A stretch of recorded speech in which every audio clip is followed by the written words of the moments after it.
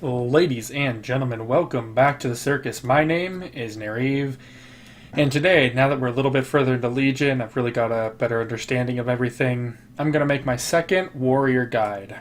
This one's going to be a lot more comprehensive and go in a lot more details of why things aren't the way they are with warriors. And so let's just jump right into it. First, I want to start with stat priority. Now, as I stated last time, the stat priority is as follows. Mastery is your number one most important stat, followed by strength, versatility, haste, and then crit. However, there is a caveat to this that I feel is very important. You need your crit to be over 15%. Until that happens, you need to make mastery crit your second most important secondary stat. So until you get your crit over 15%, notice mine's at 15%, which actually takes, around 3,500 crit.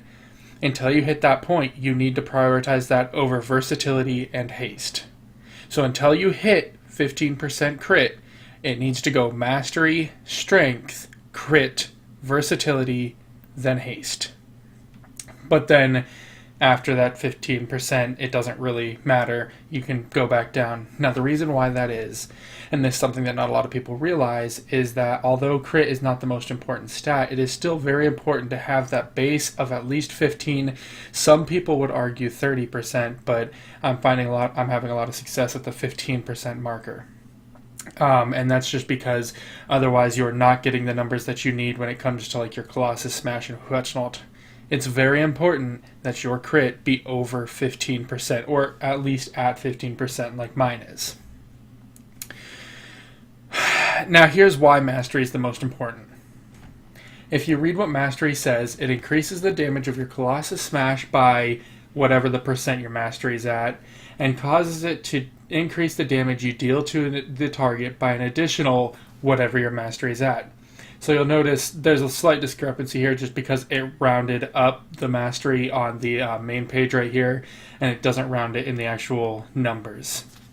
So you'll notice that it increases my mastery by 66%. Or, well, I should say my Colossus Smash damage.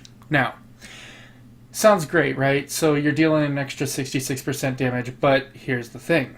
You're not just dealing that because your Colossus Smash is already increasing for me by 81%. So 81 and 66, do some quick math, that's 147. I think my math is right. So that increases your damage by 147%. Now I know what you're thinking. Holy shit, that's incredible. But you'll notice Colossus Smash does have a 30-second cooldown, which is where your artifact weapons ability comes in, which has a 1-minute cooldown, but applies the Colossus Smash effect to all nearby enemies. So it is of vital importance that you, 1, pray that you get your procs on Colossus Smash, and 2, keep this up on at least your main target, if not using the AoE to keep it up on as many targets as you can. This will come in later on. I'll show you a rotation and you'll see kind of the difference that it makes. I'll do one rotation where I don't use it and one rotation where I do. Like I said, you're gonna notice big differences. That is why mastery is way more important than strength. And I'll say this much.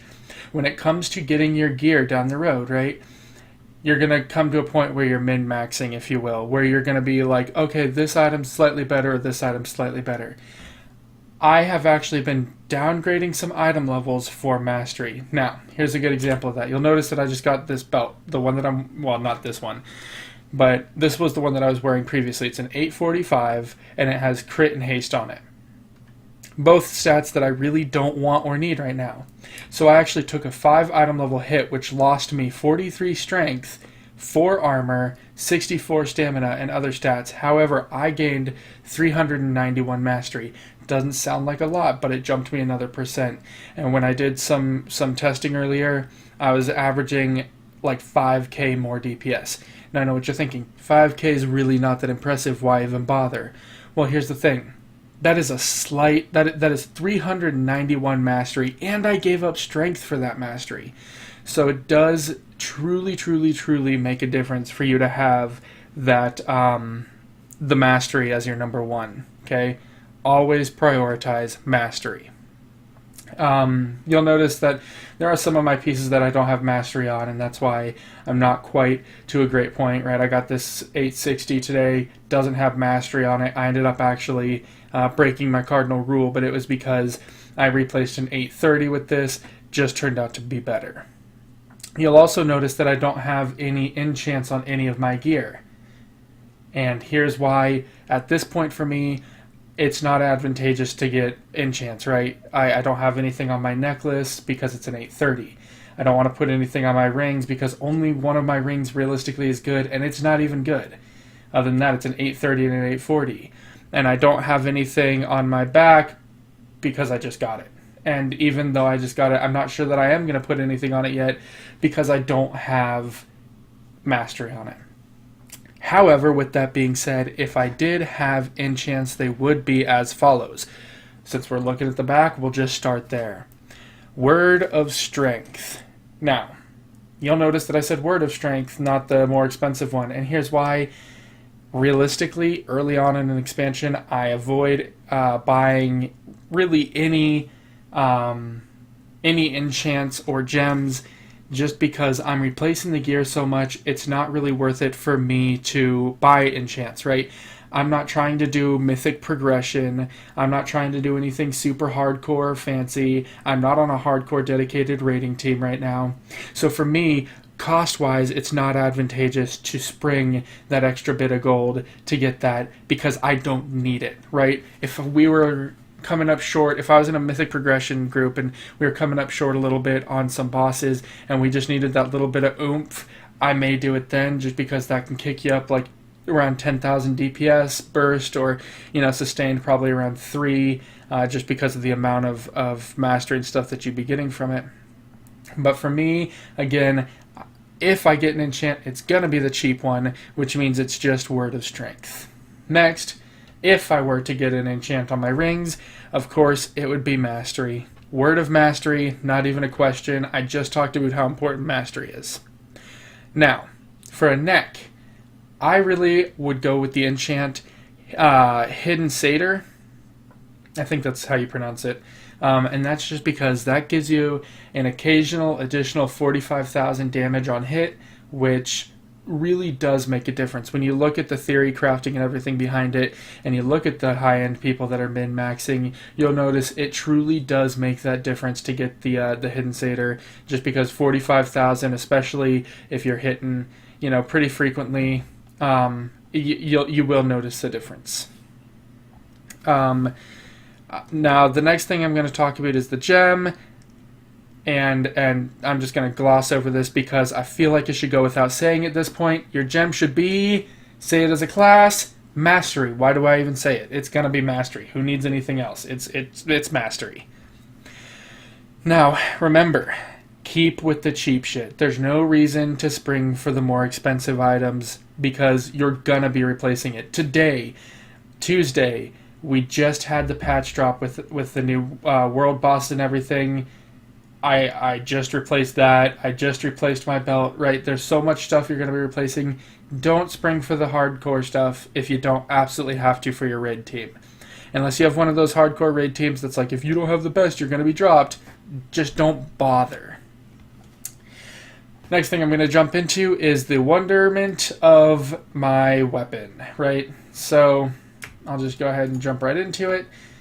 First off, I would like to say getting your artifact relics has become difficult for me, right? Because there's not very many anymore. I noticed that in the past 5 days there hasn't been a single one as a world quest for me. So that's just something to keep in mind. You do have to actually start running mythics and stuff. Not mythic raids, but mythic dungeons in order to get your better artifact relics. And then I will also say, as a caveat to that, once you unlock this third relic slot, it will jump your item level up significantly.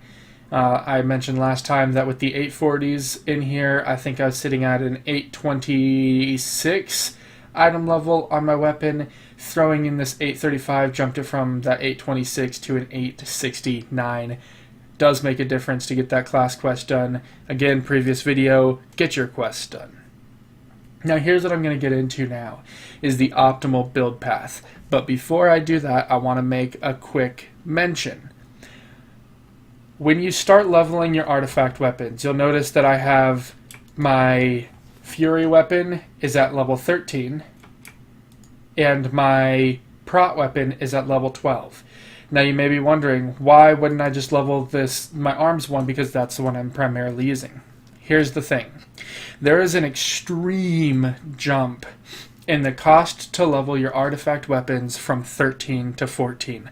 Level 13 to level your weapon all the way up costs 1,000 artifact power. Level 14 costs 6,840. That is almost 7 times more expensive to level. And here's something else that I want to mention before going any further. One, overall cost to level your entire weapon all the way up to level 34, I think it is, 32 or 34, is going to be 5,216,130 artifact power. That's a pretty substantial margin. And number 2 is going to be, the reason why I have those other 2 leveled is because I want to get those 2 to around where they're at right now before I just dump all my stuff into the other specs, just because later on down the road, let's say I'm needing to tank for something, or I'm doing my withered training, right? If you're prot, I definitely prefer, or if you're warrior, I definitely prefer to go prot for my withered training, because then they don't die, you get substantially further, and it's much easier. So remember, just kind of keep that in mind when you're doing all this. And then the last little thing that I'll mention before I go into the build path, I know I already said that, but this time I promise I'm not fibbing, is going to be make sure you're doing your correct build path from the start, because here's how doing your artifact weapon works. So wherever your forge is, there's going to be somebody standing next to it. For me, it's this big guy, the Master Smith, right? You're going to talk to them and you're going to be like, hey, I want you to refund the traits on my artifact. And, oh, it's only going to cost, oh my god, what is this? 18,620 artifact power. Well, I haven't reforged it, or not reforged, but relearned it ever. So how can it be that high? Well, here's the thing. You'll notice that number directly coincides to the exact amount that I need to level. 18,620. So the current level that you're on is the cost of resetting it, which for once you get up a little bit higher, right, that would knock me down to maybe even 3 levels, right? So think of it this way. If you got to level 13 and you were going to 14, you need that 6,840. If you were to reforge, it would knock you back down to a level 8. That is frustrating. So make sure your build path is correct from the get-go. Now, let's get into the build path. Obviously, you have to start with Warbreaker into Thoradin's Might. And again, this is going to be for an arms warrior primarily right now, because this is the build path that I know. Next, from Thoradin's Might, you're going to go to Crushing Blows. And you're going to head the path up to your first, which is going to be Shattered Defenses. So you're going to go all the way up to here, getting Shattered Defenses first. It is of vital importance. After you use Colossus Smash, your next Mortal Strike or Execute gains 30% increased critical strike chance and deals 30% additional damage. Mortal Strike is, it does a substantial amount of damage, right? I'll show it in a minute, especially since you're going to be using, with your Mortal Strike, you're going to be using Focus Rage, which increases it even more. I did a Colossus Smash, I had 3 stacks of Focused Rage, and then I did my Mortal Strike, and I crit for 2,140,000. I have a screenshot of it because it was incredible, having a 2.1 million crit. Insane, and that's just one ability that takes half a second to do. So it's really, I would stress getting to Shattered Defense. Then from there, you're going to go back from Crushing Blows, you're going to start heading down to Tactical Advance, to precise strikes, and then to your second gold talent, which is going to be Corrupted Blood of Zach Jazz. Zach Jazz. I sound drunk trying to say that. For 5 seconds after you activate Battle Cry, nothing costs. Let me back that up. No, I'm not even going to back it up. Nothing costs energy and does an additional 20% damage, right? So that means, again, when you're doing your rotation, at this point you're just spamming everything because you have a 6-second window of increased damage and no cost. So during that time, you're going to find a macro, whatever you want to do for your Focused Rage. You're going to be spamming that because Focused Rage does not have a cooldown. It is beautiful. It is not on a global cooldown with everything else. So you can just tap that while you're clearing out everything else. So like I'll do my Colossus Smash, then I'll do my Mortal Strike. Then if I get a proc on Execute or on Overpower, I'll use that. But other than that, I'm spamming Focused Rage and Slam, just getting as much damage in that 6-second out as I can, and then by the end, usually I end at around 100 Rage, and then from there, I keep doing my rotation. The next thing you're going to go into from there is you're going to go into Many Will Fall, and then Focus in Battle. Damage to your Colossus Smash. Again, going back to Colossus Smash just being one of the most broken things for us right now, that's where I go. Some people would suggest that you skip that and keep going on to the next gold talent. I really wouldn't. That is 1 point to give you an increase. That is going to really help you out because that 1 point versus 3 points here, by the time you get to Void Cleave, it's not going to be as wonderful to have that. This is going to help you a lot quicker and a lot earlier on because realistically, you're going to have to be level, well, let's see. There's 2 more that I need there, so that would be level 19.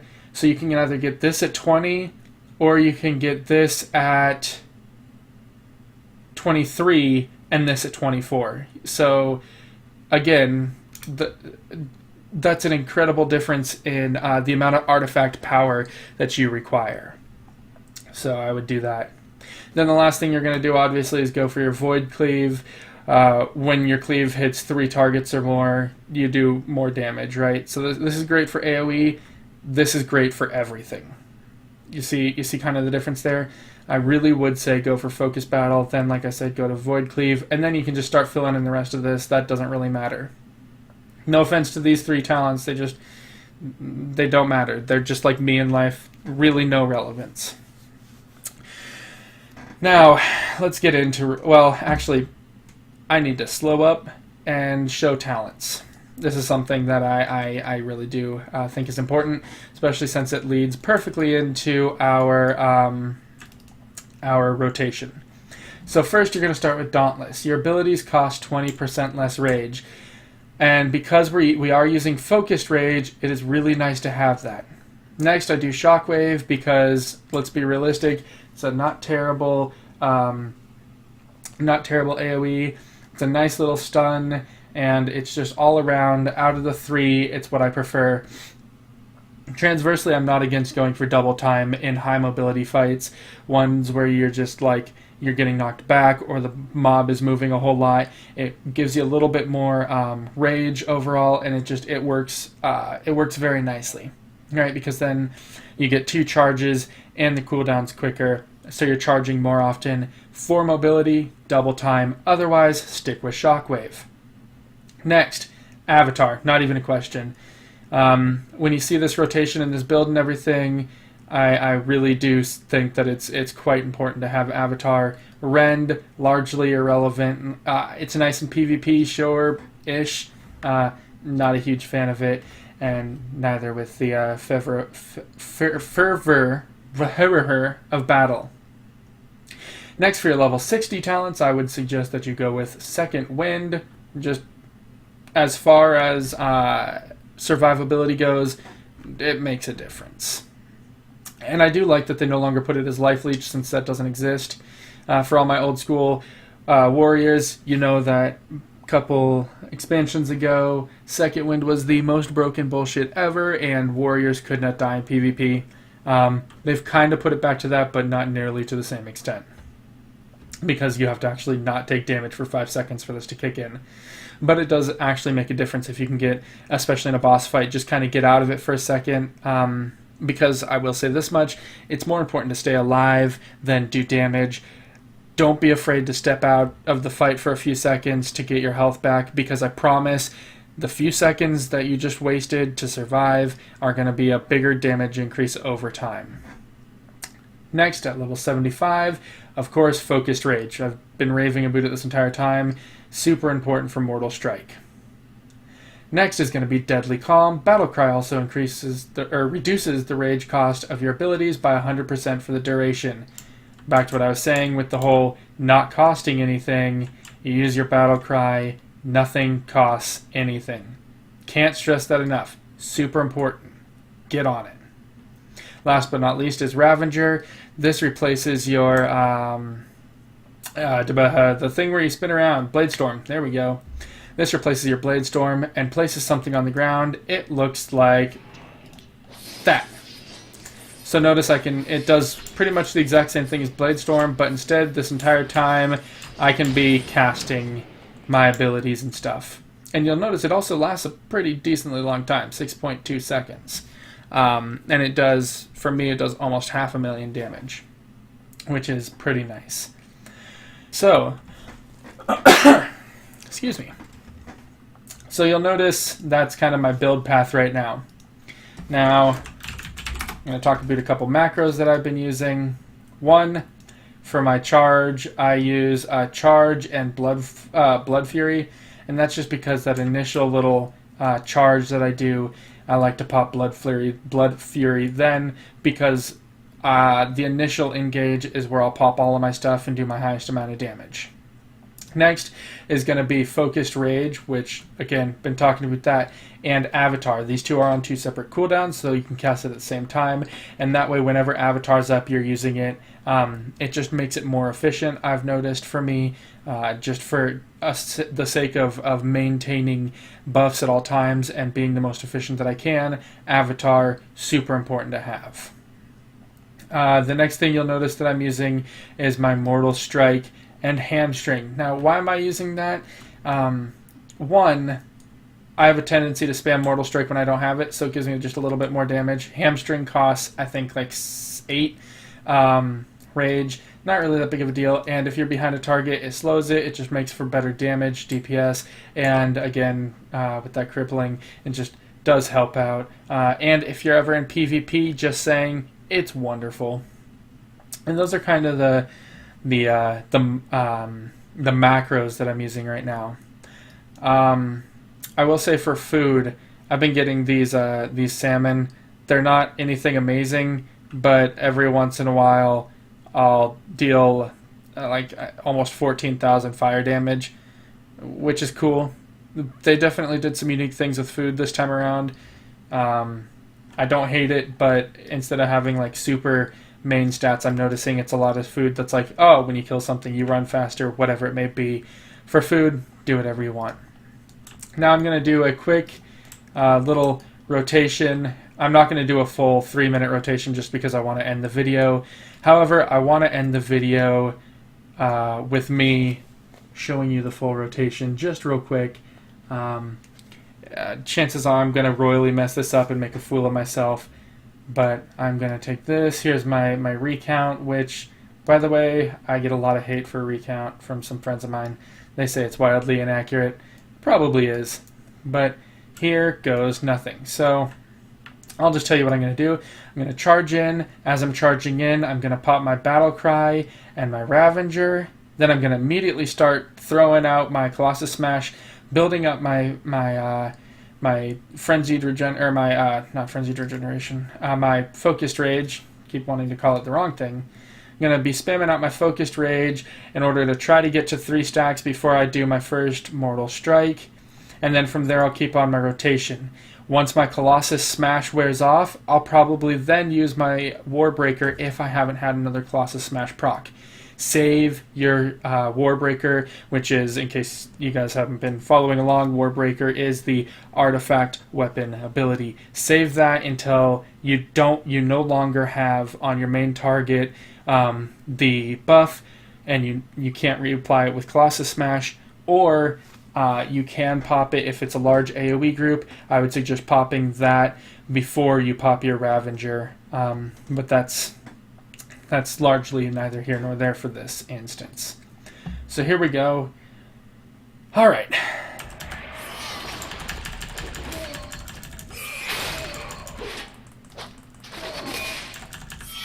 What?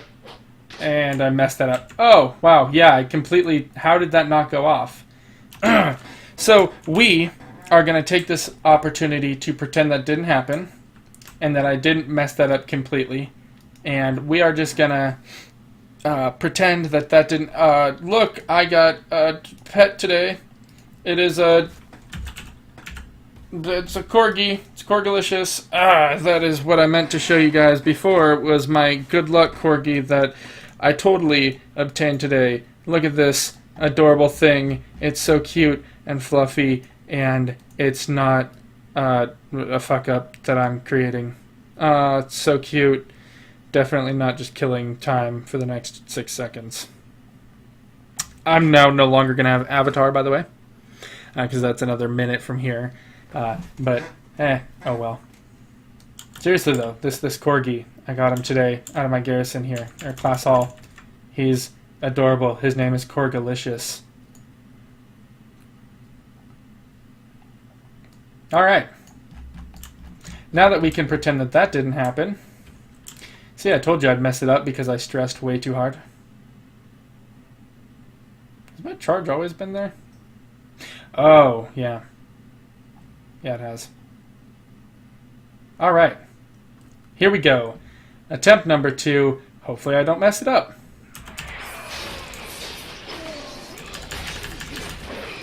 And I'll throw out that. Colossus Smash fell off, so now I'm going to go ahead and build that up. And you'll notice the damage is pretty nice, right? I'm floating 200k. And this is, I've had some terrible procs, right? But that's pretty much the intro. Now, I will say that's kind of the sucky thing is, as you noticed, I didn't get but one Colossus Smash proc. You can, normally I get 2 to 3 by that point, so it's not great. And it's also kind of psyched myself out a bit, but I digress. If I did have Avatar, that would be another 20% damage on top of that, but let's be realistic. This video's already been long as heck, and I don't want to carry it on. Also, that wasn't a full rotation, right? If you truly want to know how much damage you're pulling, you're going to need to do a 2 to 3 minute rotation, and that's really not even as accurate as it's going to be because you're not moving around. But as you can see, it does make a huge difference. Just not having my Ravager placed down was 100,000 DPS difference, right? Because I had 79,000 when I messed up my rotation and 170,000 when I didn't mess it up. So you see that very large discrepancy. I would suggest whenever you can, come to your class trainer. It does make a difference. Or not, I shouldn't say class trainer, your target dummy. It does make a difference. Practice, practice, practice. Never give up. But yeah, if you guys liked the video, go ahead and give me that thumbs up. It does help. Comment down below what you guys would like to see. Tell me if there's another class you want me to make something like this on, and I'll go ahead and level it and get it done. Oh my god, I have not heard him bark. That is the cutest shit I've ever heard. But anyway, thanks for watching, you guys, and I will see you Friday. Bye.